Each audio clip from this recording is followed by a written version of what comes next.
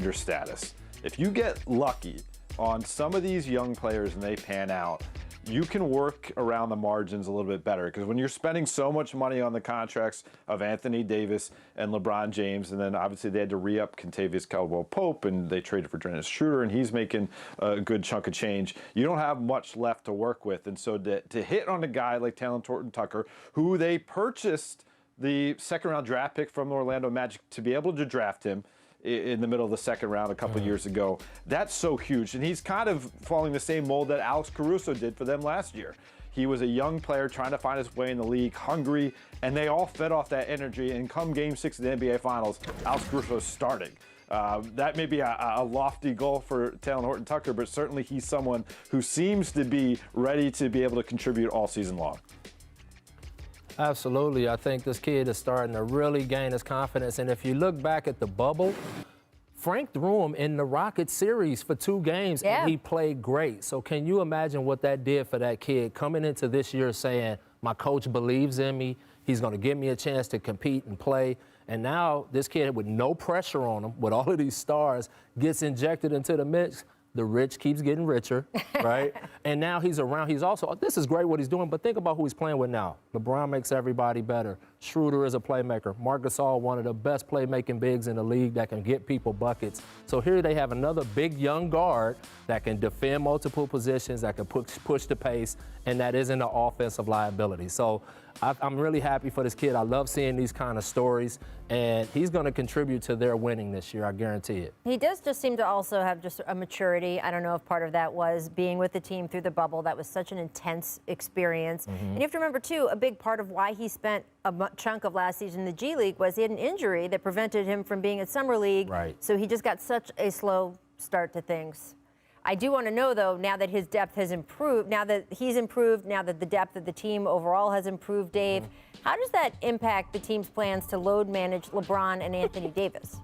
I mean, LeBron has told me that he flat out does not believe in load management. He's told me over and over again, if I'm healthy, I'm playing. And certainly he would have to either come off that stance, change his mind about it, or be a hypocrite if he decides to all of a sudden load manage this year. So we'll see how that works out. The league, even though they still have rules in place where they want to see the stars playing in marquee games, they understand it's the shortest offseason in league history. And so there are some opportunities to rest your guys if you should need it.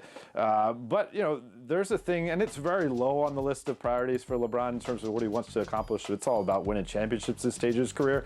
But I don't think LeBron's just going to rest for the sake of resting, because there is that carrot on a stick where he could catch Kareem Abdul-Jabbar for the all-time points list if he continues to play and play enough games while he's healthy. And so, you know, I've always known him to be a guy where, you know, if he's going to get out there and be a part of a regular season, play me. Don't sit me just for the sake of sitting me. And I don't think that's really going to change.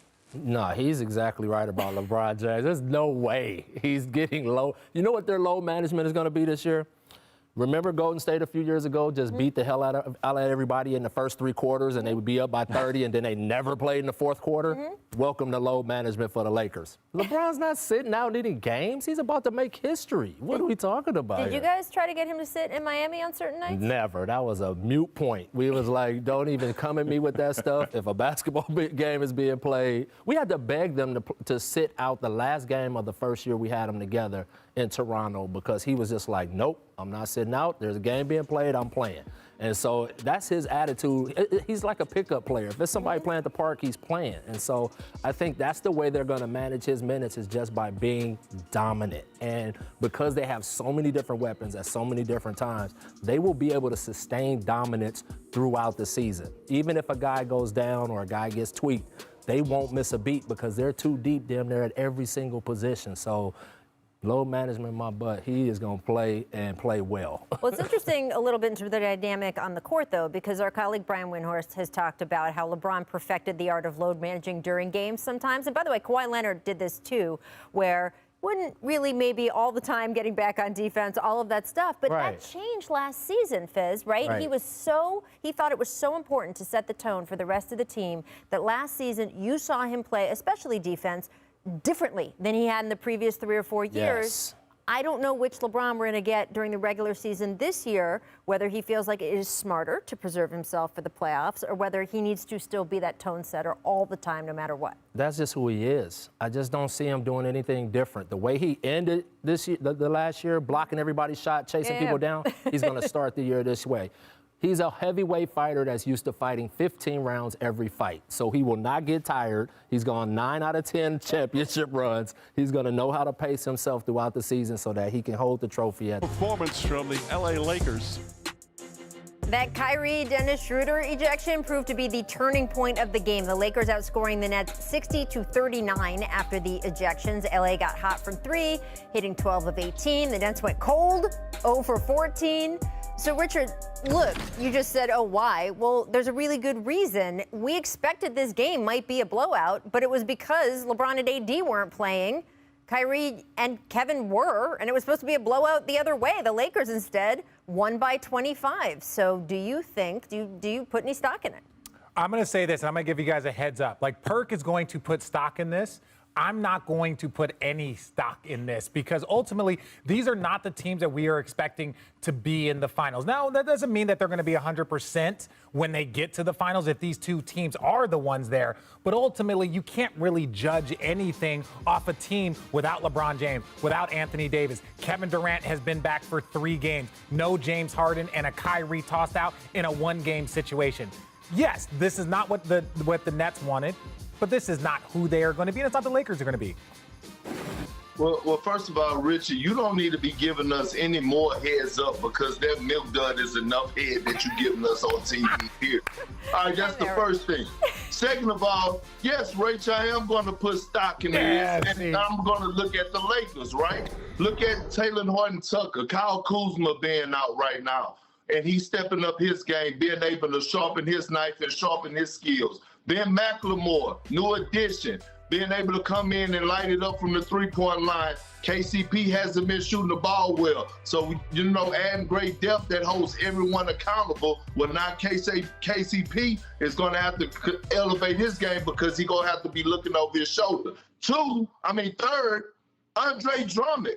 He abused them in the paint, 20 and 11. Where's DeAndre Jordan right now? I get it. Steve Nash is catering to LaMarcus Aldridge and Blake Griffin, but the Brooklyn Nets are not going to win a championship without playing DeAndre Jordan. They have to play him. He is their center that's going to anchor their defense. He's the best live threat that they have going to the basket. So where's DeAndre Jordan right now? He damn sure shouldn't be getting DMPs. I tell you that much. Richard, where are you on that? Well, no, I agree with that. A lot of times, and I had this one of my last years in Cleveland, where it's like a coach goes to a veteran and said, look, we're going to play these guys. We're going to get them acclimated. We're going to get them more minutes. We're going to come back to you. And I still want to applaud DeAndre because you're right. They're not going to beat a Joel Embiid playing LaMarcus Aldridge and Blake Griffin. That's just the truth. It's going to be difficult with a guy like Giannis. Some of these teams in the Eastern Conference, and even if they're fortunate to make it to the finals, which a lot of us are predicting,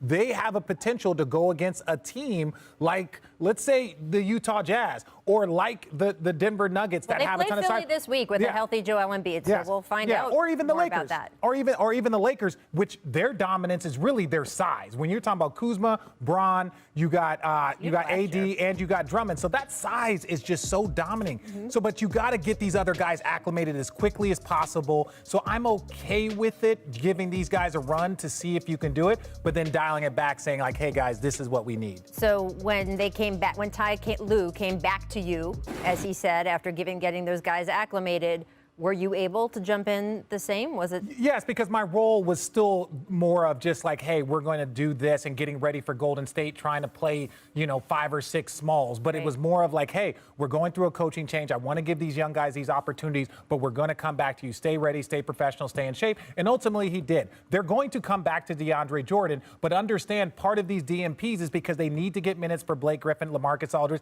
to see what they can offer and what they have. But go ahead, Perk. But Rachel, RJ, it's only 20 games or less left into the season. Chemistry comes to mind, and I get trying to acclimate these guys, but you got to give DeAndre Jordan some minutes so that he could get back accustomed to playing with everyone. Like, I get all that trying to see what Blake could bring to the table and what LaMarcus could bring. But it's only 20 games left. And the biggest concern to me with the Brooklyn Nets is the chemistry. Well, look, Steve Nash said that he's had to. The champs had 2 blowout wins this weekend. They beat the Mavs by 23 on Christmas Day. And then the 36-point win against the Timberwolves with Anthony Davis resting a calf strain on the first half of a back-to-back last night. So, Ramona, what impressed you the most about the Lakers this weekend? You know, I like their new guys. I like the way that Marc Gasol looked, especially last night.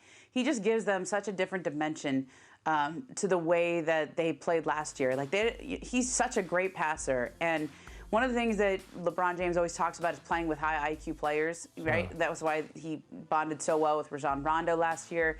Marc Gasol is exactly that kind of player. And it kind of reminds me, Fizz, you tell me if I'm off base, okay? Kind of reminds me of what Kevin Love did for the Cavs when LeBron was there. Big man who could space the floor, great passer. That outlet pass last night was like unbelievable. That's something Kevin would do.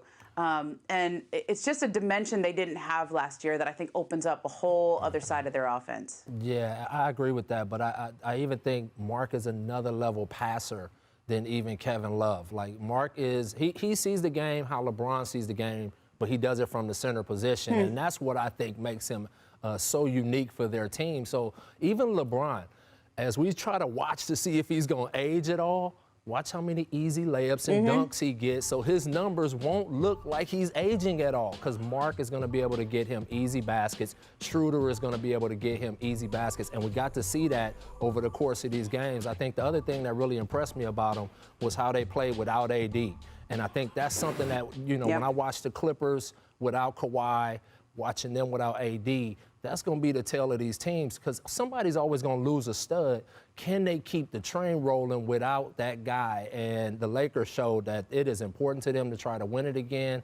They were disappointed with that one loss, but they came back with a fury over the next 2 games. And I think we saw a picture of what they're going to be all year. I mean, Marc Gasol in the high post, Fizz, you and I talked about this just last week. I mean, he is unstoppable from there. Like, his vision, his court vision is great. He could play quarterback, honestly. Like, he could fit the ball in such tight windows. There's no doubt about that. And, you know, I'm glad you brought up the thing about LeBron. 7-foot quarterback. Yeah, for sure. Right. The thing about LeBron, there's this notion that, well, LeBron needs the ball in his hands and playing with another playmaker is a deterrent. On the contrary, if you look at LeBron's career, even when he was younger, when he had another playmaker around him to make life easier for him, he excelled. You know, whether it was Dwayne Wade, Kyrie Irving, you name it. There's a lot of guys there that move the ball to help him as well. He's obviously as unbelievable a passer as we've ever seen play the game. Him and Magic Johnson are in that conversation. But he certainly benefits from having those kind of guys. Yeah, and you look at, like, Dwayne used to get him, you know, length the court stuff when young LeBron wanted to outrun everybody. Now in the half court, Marc is going to be able to get him back cuts, you know, little easy spin outs and things like that that only a Marc Gasol or a Jokic type player can make. Those are the only kind of guys that can make those passes. And the way that Frank runs his offense, where he really gets the other guys to commit to moving without the ball, everything is with energy. Marc Gasol is going to make them so hard to beat as they move forward. Yeah, and it has unlocked Kyle Kuzma, as we've talked about. Ramona, Kuz has played well with Marc Gasol out there on the floor. Like, he just signed a new extension, and I think that this is – look, if he starts performing like we've seen here in the last game or two, then all of a sudden that thing looks like a steal, doesn't it? I mean, I thought the contract itself looked like a steal when it was, you know, 3 years, $40 million. I mean, I think he had visions of, you know, 60, 70 million, okay, when they were first talking. So for them to get him at that price, and it also takes away, I think, a lot of the drama around Kyle Kuzma, which was, it was going to be a storyline and a sense of, and a pressure for him and the Lakers all year long, because if they didn't do that extension, he was going to be eligible for restricted free agency. Obviously, there's always tension with him because he sees himself as a starter. Last night he got to start. Okay, he was the guy who went into the starting lineup, and I thought he looked great. He always plays great when he starts because he's got something to prove. But now you can relax a little bit. He got paid. It may not have been as big as what he wanted, but he still is getting $40 million the next 3 years. And I think for Kuz, it lets him settle into whatever role he's going to carve out for himself without every single game being a referendum on, are they going to give him a contract? Is he worth it? How much is he worth? Right. All right, another team that turned things around this weekend, the Warriors. Steph Curry led a late comeback over the Bulls with 13 points in the fourth. That set up a huge three from Damian Lee in the final seconds that we saw earlier. So, Coach, it's just one win, but does Curry's hot quarter change your opinion on the Warriors?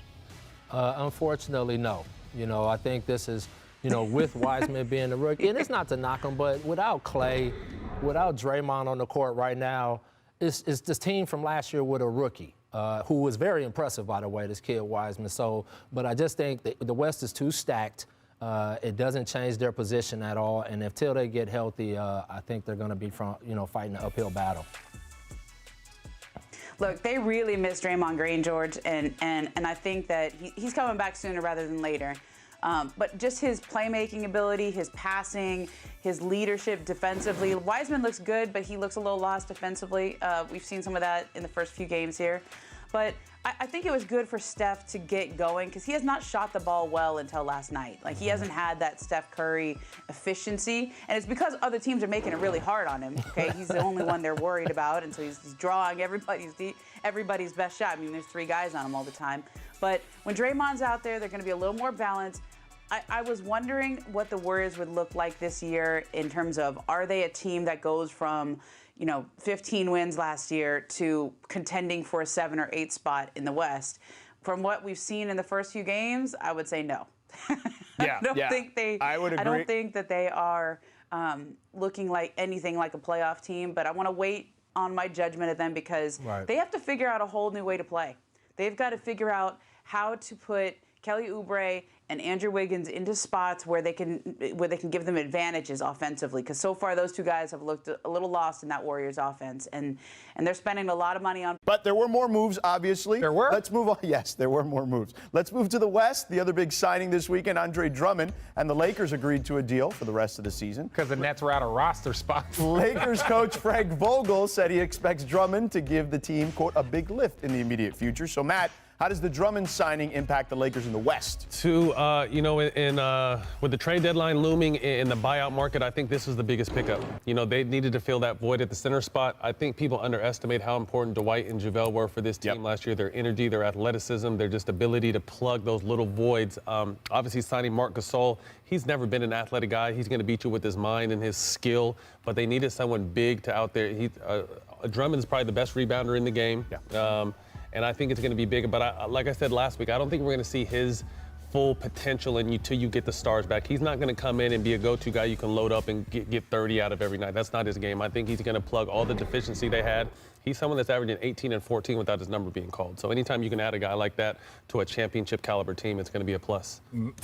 Matt's correct. Like, when you lose, and the Denver Nuggets did it also when they added Aaron Gordon and they added JaVale, because they lost Plumlee and they lost Jeremy Grant, and they're like, yo, we need those 2 things, and they went out and got those 2 things, probably upgrades in my opinion. If you look at the Jeremy Grant versus Aaron Gordon.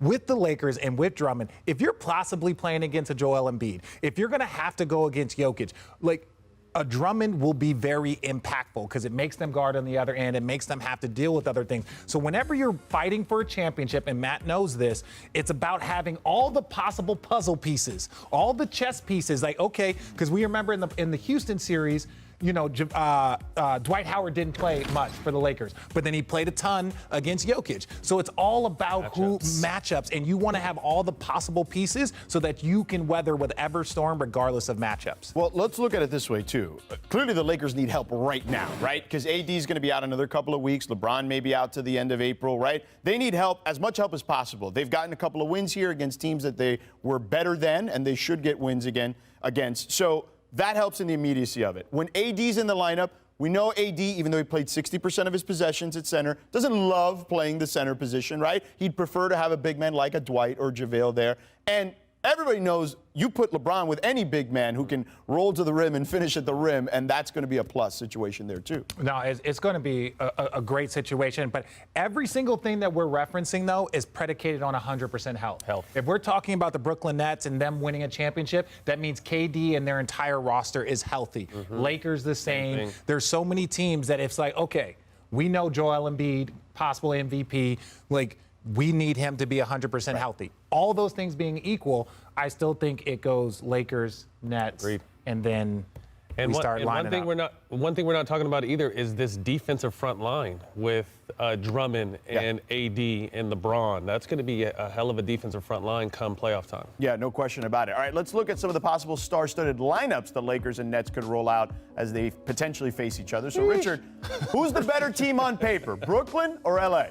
I think on paper, it's the Brooklyn Nets. They have more talent. But one thing that everybody knows, especially if you saw the Clippers last year and the discussions, whether it was pre their collapse or post their collapse, was a lot of chemistry issues. That's why they went out and got a point guard, because chemistry plays a huge part. Even the Milwaukee Bucks, there was conversations about they just didn't really want to be in the bubble. They didn't really like it, and it was just they couldn't really kind of get themselves together. So I look at the Lakers team, and they have the chemistry. Most of their pieces are back from the championship year. So I think the Nets are more talented, but the Lakers, with their chemistry, that's their one advantage. I agree 100%. On paper, if you look at all the individual accolades that the Brooklyn Nets have acquired, it's off the charts. We've probably never seen a team with this many individual accolades. But like RJ said, to me, incorporating one piece is a lot easier than incorporating a handful of pieces, which Brooklyn is having to do. And like I said, Drummond is not someone who demands the ball. Drummond is going to do all the little things and still put up numbers.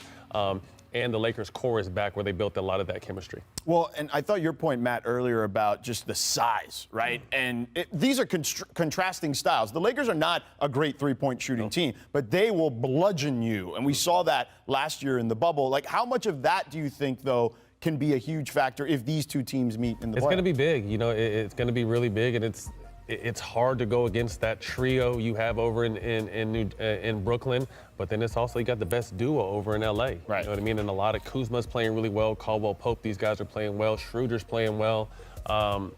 It's going to be fun, man. It's going to be fun. It's going to be fun. And the one thing that if you're the Lakers, what you have to do is you have to limit possessions. If you're just saying hypothetically you're playing against the Nets, this is a finals preview. You don't want to get in this kind of game with them. You don't want to get in this kind of game, and you want to limit offensive rebounds, because offensive rebounds for them means more three-pointers. And so you almost want to force the Brooklyn Nets to have to play big, because you can hurt them on the glass, and that's why they needed LaMarcus Aldridge. They needed, because let's say hypothetically they were to play against the Lakers, even without Drummond, the Lakers are still a huge team. So, like, you can already see teams, and you look at Embiid, and you see them having to go against Embiid. And Joe Harris, we didn't even mention Joe Harris. Joe Harris wasn't even in the damn graphic, and he's the best shooter in the league right now, and has been one of the top 5 shooters over the past 3 seasons. Jump. I'm Rachel Nichols, still here with Brian Windhorst, Monica McNutt. Monica, you cover the college game. Who do you think Dallas takes at number 1? I think this is an easy one. It's Texas's Charlie Collier with their number 1 pick. I mean, Charlie's terrific. She's got great size. And going into the NCAA tournament, she had 17 double-doubles. That was 3rd in D1. And she almost broke the internet earlier this year when she dropped 44 points in a contest. And it's really been tremendous to see Charlie kind of continue to grow and mature. I had an opportunity to cover her a little bit as a freshman.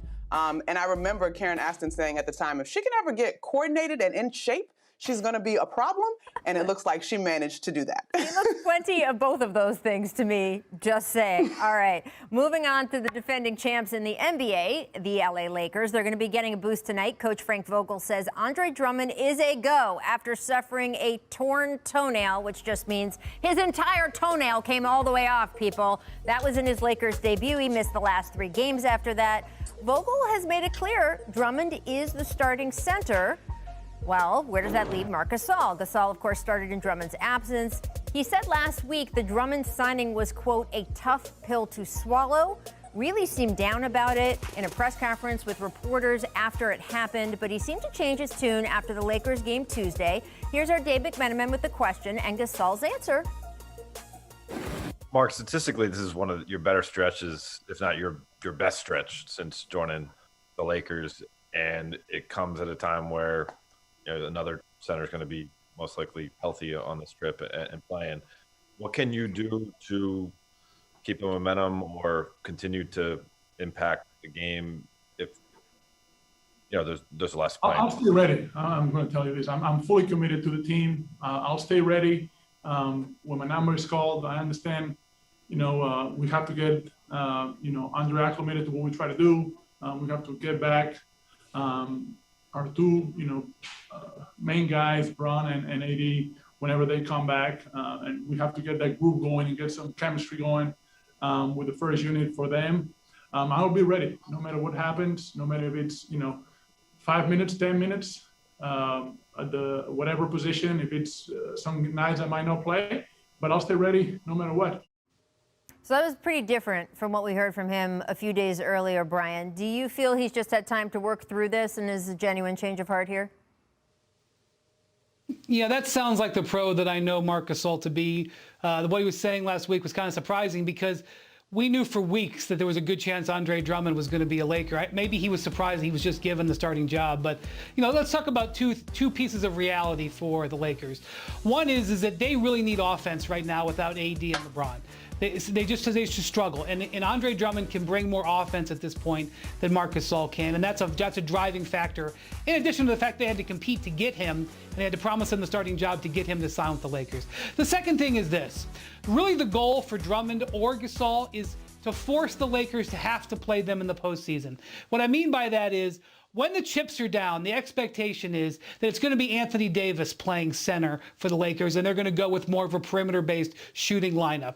Either of these guys, whether it's Drummond or Gasol, needs to play so well at both ends of the court that they force Frank Vogel's hand, and that'll be the challenge for them going forward. Yeah, Wendy, you're absolutely right. And, when I first heard this quote, I was like, Marc Gasol, you do not have enough cachet to be whining about playing time. But then now I kind of understand why he may have said that. I think sometimes we penalize athletes for being honest, even though he knew all of those things potentially, Wendy, that you just talked about. And even though his numbers this season are a fraction of what his career numbers are overall, it still hurts a little bit, right? Like, these athletes still take a ton of pride in what they do and the opportunities that they're given. But now he's done a full circle in terms of getting on board to whatever the formula is going to be to get the Lakers another ring. And I'm certain that he wants one of those. So good answer from him. And I just, I agree with you, Wendy. Both of these guys want to be on the floor. And so he's got to have the right attitude to do that. That's the first step. And Frank Vogel said that he has sat him down, that they have had a conversation. And Frank stressed to him, look at the playoffs last year. He can say, we played Dwight Howard a lot in X series or Y series. We moved JaVale McGee here in X series or Y series. And then, we pulled them back in other series where other guys were more effective. He said, you're not always going to be plan A. Now, Marc Gasol's initial reaction to that was, but I'm not even plan B or C. I'm more like plan D. But I think you can see in his face and his voice, as of yesterday, he's realized that there are places for him to make an impact.